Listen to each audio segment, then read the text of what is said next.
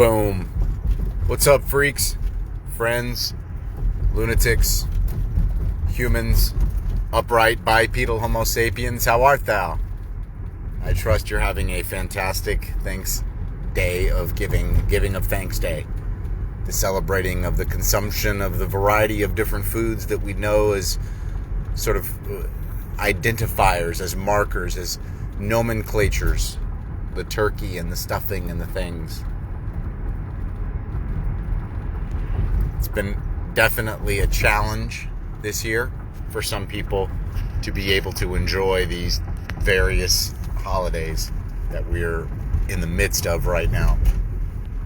This is the holiday time, isn't it? Like, this is the time period when we see holidays happening and difficulties. We see an increase in suicide rates. We see an increase in depression and anxiety.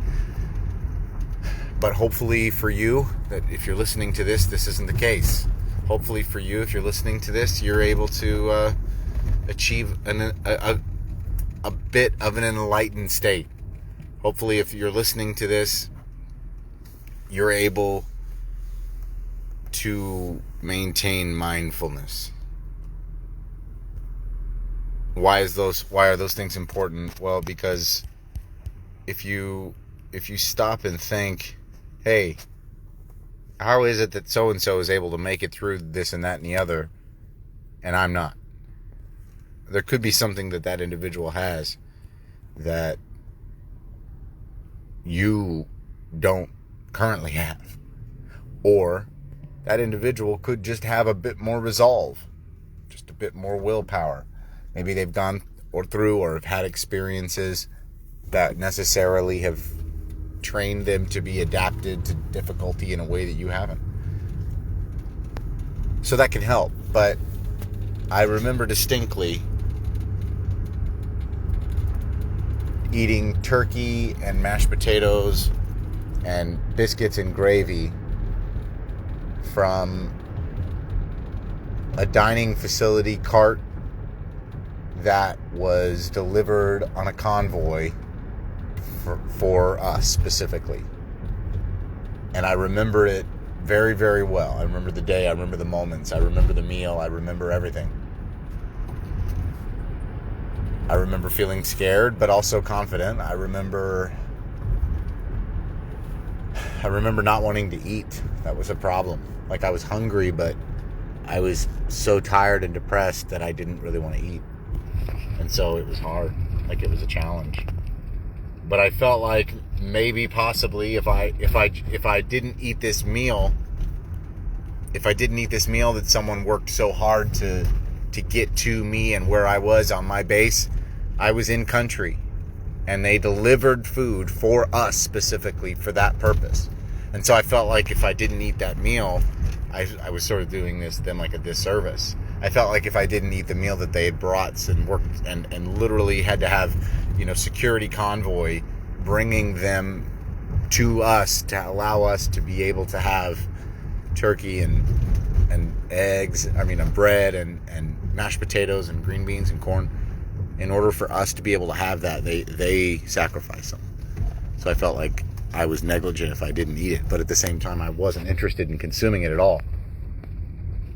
Because when you're in that kind of a high-stress environment, I don't know if you've ever experienced it, but over time, you just sort of, the normal ways you move about life get put on pause because you're in a constant state of alertness. Which is why you see a lot of people who are facing, people who are chronically anxious or angry or depressed. Their other functions of their body begin to shut down. They begin to not operate as efficiently. And this happens across the board. I've seen it with veterans, I've seen it with non-veterans, I've seen it with people with trauma, without trauma. If you are not appropriately handling some mental ailment or issue, it will necessarily physically impact you. And that's what it was for me. It was that I didn't really want to eat. But again, like I said, I felt compelled to do so because of the route that food took to get to me. So Thanksgiving after that has always taken a bit of a different taste. Having eaten Thanksgiving meals in Iraq, and then also having eaten meals alone, not in Iraq, but just alone, I know what it is to experience that. And so if you're experiencing that right now, if that's something you're going through right now, just take heart. Take heart that there are people who are going through what you're going through, but they're going through more difficulty. And just know that, like I've said in the past, they're going through it. They haven't given up. They are still doing the things that they don't want to do heartily and with a good focus. So you can do the same thing. You can take heart today and do that very same thing. So think about that. Think about, where'd your meal come from? Well, for you, it might have come from the store or from a friend or from a family member, right? But for the soldier like I was in Iraq, that meal took a whole course. It had to go on a patrol mission just to get to where I was. And I think that it would be negligent for you to not appropriately deal with the food you're eating in the same way that I appropriately dealt with mine. Again, like I said, I really didn't want to eat at the time. I know I should have. I needed the protein, I needed the nutrients, but I didn't want to. But I did eat, and I ate every bite. And the reason I did is because I knew that meal was maybe priceless. It could have cost somebody their lives. But it didn't, thankfully. So it's important to know that. Like that turkey and mashed potatoes and green beans and stuff that we were eating, it wasn't made right there on the base. Had to be shipped in. So I just want to offer a bit of perspective this evening. I myself have had a fantastic Thanksgiving. I'm grateful for my family. I'm grateful for the time I have to be able to fellowship with the people I love. My brothers and my sisters and uncles and aunts and cousins and sisters and brothers-in-laws and everyone else that's here. I'm grateful. So here it goes. Here's the challenge. Here's the difficulty. And I'm going to end with this. As I said already, there's a lot of you who are facing Thanksgiving alone.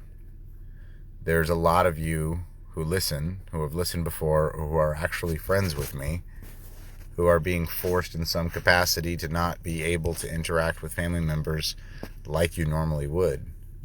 And that's a really tough thing, especially given the kind of year we've already had, right? It's a challenge. It's a very big challenge. But I really encourage you to take an opportunity to look at this difficulty as a fantastic opportunity. To look at this challenge as a great chance to grow in a way that other people will never have had the opportunity to grow. Other generations will never know the difficulties we've known, in the same way that we don't have an intimate understanding of what the generations before us gone through in difficulty. But believe you me, if you allow this moment, and this moment, and this moment, to be valuable to you, if you allow these moments to mean something, if you ensure that you appropriately integrate these experiences into your life on a daily basis, you can see a dramatic change. You can see a dramatic change. If you're thinking about hurting yourself or somebody else, please don't do that. Please reach out. You're not alone. I'm grateful if you've listened.